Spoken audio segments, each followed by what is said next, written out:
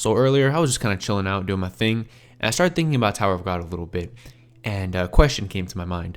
Who is the god that resurrected Baam? It was never actually confirmed in the webtoon, and I was just a little bit confused about that, and I was thinking about it, and the more I thought about it, the more I thought that it was Phantaminum, and I was like, yeah, it probably is. Let me just look it up.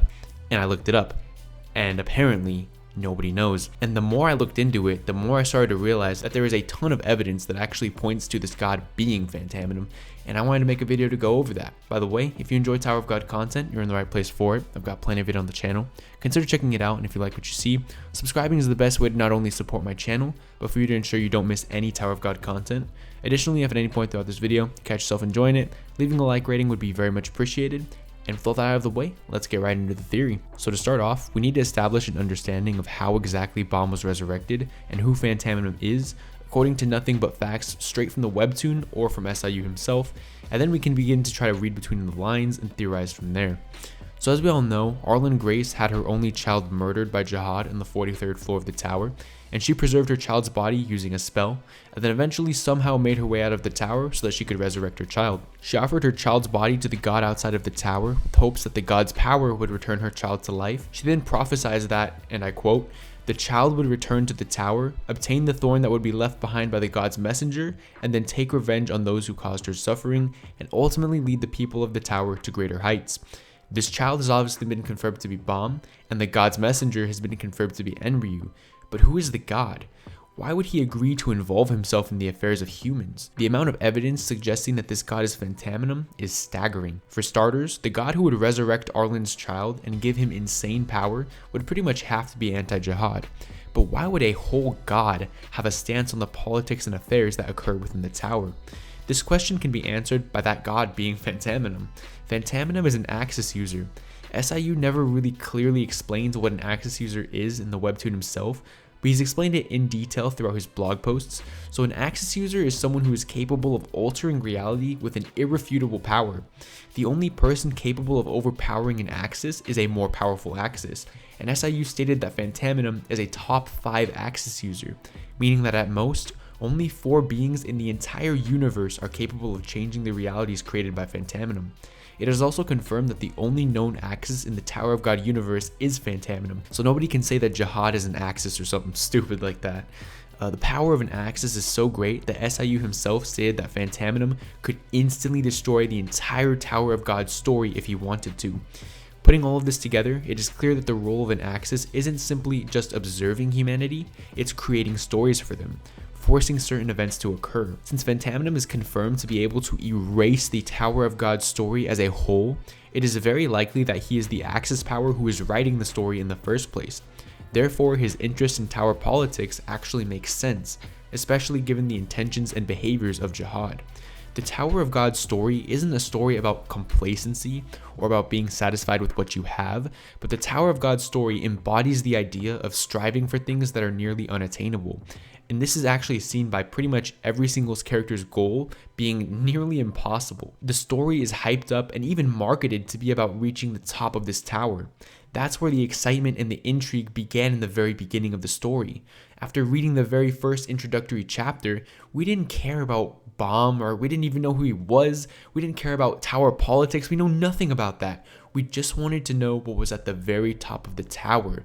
That's what drew us to the story in the very beginning after reading the introductory chapter. Phantaminum is creating a story about reaching the top of a tower, and Jihad goes against this idea completely. Him restricting others from climbing the tower quite literally ruined the story that Phantaminum was writing. This idea is actually somewhat inconsistent with what the people of the tower actually say about Phantaminum. Keep in mind that nobody in the tower even knows what an Axis is, and they know pretty much nothing about Phantaminum, so their opinions don't really hold much weight.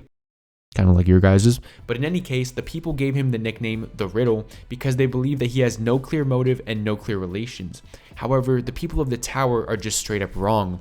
He literally stormed Jihad's palace, murdering a bunch of Jihad's high rankers. How could he not be anti-Jihad? But I actually guess it's understandable why the people wouldn't draw that conclusion, because for one, Enryu was much more blatantly anti-Jihad than Phantaminum was. And even if Phantaminum was anti-Jihad, why didn't he just straight up kill Jihad when he had the opportunity to do so? And this is a fair point. If Jihad was ruining Phantaminum's story, why didn't he just simply delete his existence? My answer is this: that would be boring. If you're subscribed to someone like me, a mediocre Tower of God YouTuber with less than 1,000 subs, the chances are you probably really like Tower of God, specifically the way the story is written, or else you probably wouldn't be here. Well, would you like that story as much if Jihad and all that he has brought to the plot simply didn't exist? Probably not. Jihad and his actions paved the way for nearly all of the Tower of God story to occur in the first place.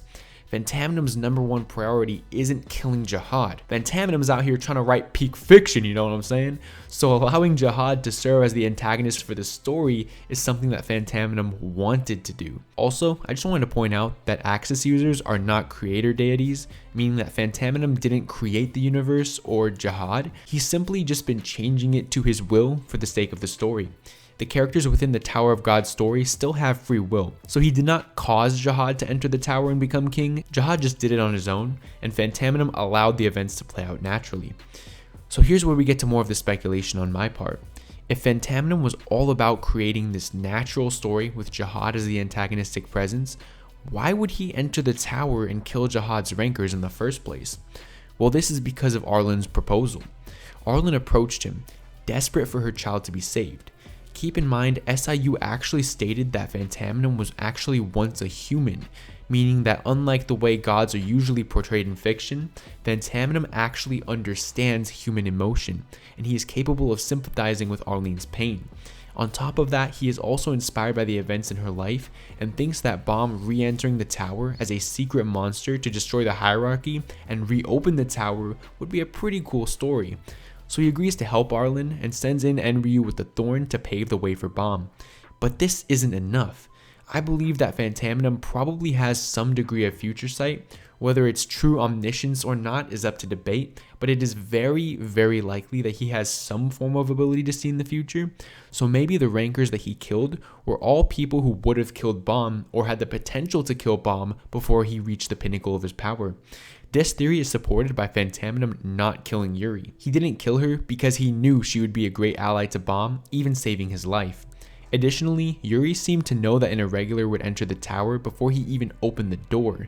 There is a really good Reddit thread on the topic, which I will leave in the description, but to summarize it, in Season 1 Episode 2, Yuri runs down the stairs because she knew that an irregular had entered the tower, but the timing of it seems to suggest that she already knew about the event before Baam ever opens the door. If someone had told her about Baam's entrance after they had already seen Baam enter, Yuri wouldn't have had time to get there at the time that she did, especially considering the fact that she is seen walking down the stairs, not teleporting. She couldn't have found out from Fug because they genuinely had no idea when Baam would come, they just knew that his coming was inevitable, which is why they positioned Han Sung-yu as the second floor test director. And Jihad obviously didn't find out about Baam until much later. There's also more evidence that somebody with some sort of prophecy or omniscience or future sight had talked to Yuri about Baam beforehand, because on the Hell train, when Pedro tells Yuri that Baam will die, she says, "I know better than anyone, there's no way he'll die, he'll make his way to survive and come see me, because that's how it's been meant to be since a long time ago." So how would Yuri know that Baam was entering the tower at the exact time that he entered,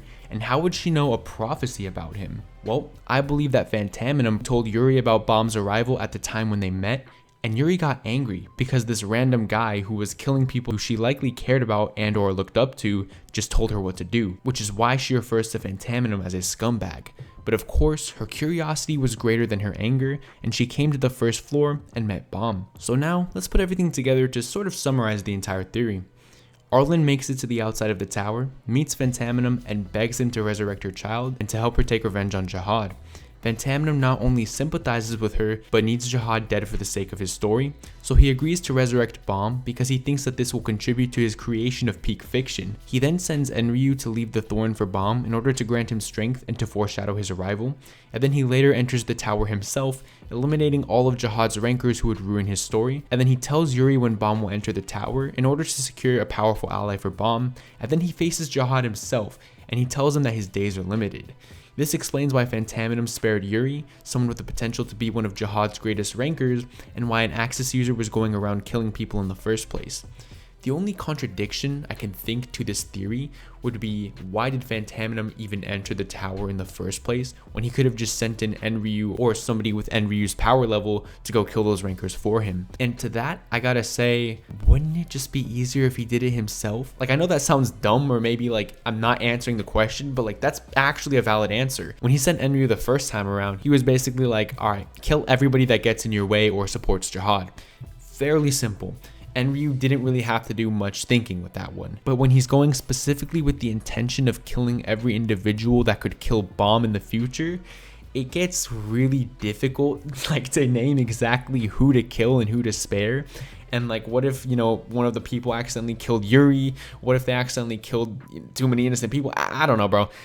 It would just be much easier if Phantaminum simply just did it himself, because he's the one with the exact knowledge of who to kill. Hopefully that makes sense, because I don't want it to seem like I'm giving it like a cheap answer, but that's the most logical thing to do. So yeah, that's about it for the theory. Make sure you leave a like on the video if you enjoyed it. It actually really does help out the algorithm to push my channel out to more people and expand our growing Tower of God community.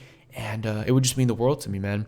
Additionally, if you want more Tower of God theories, I have a playlist in the description. I have one on Kuhn's backstory and about V as well.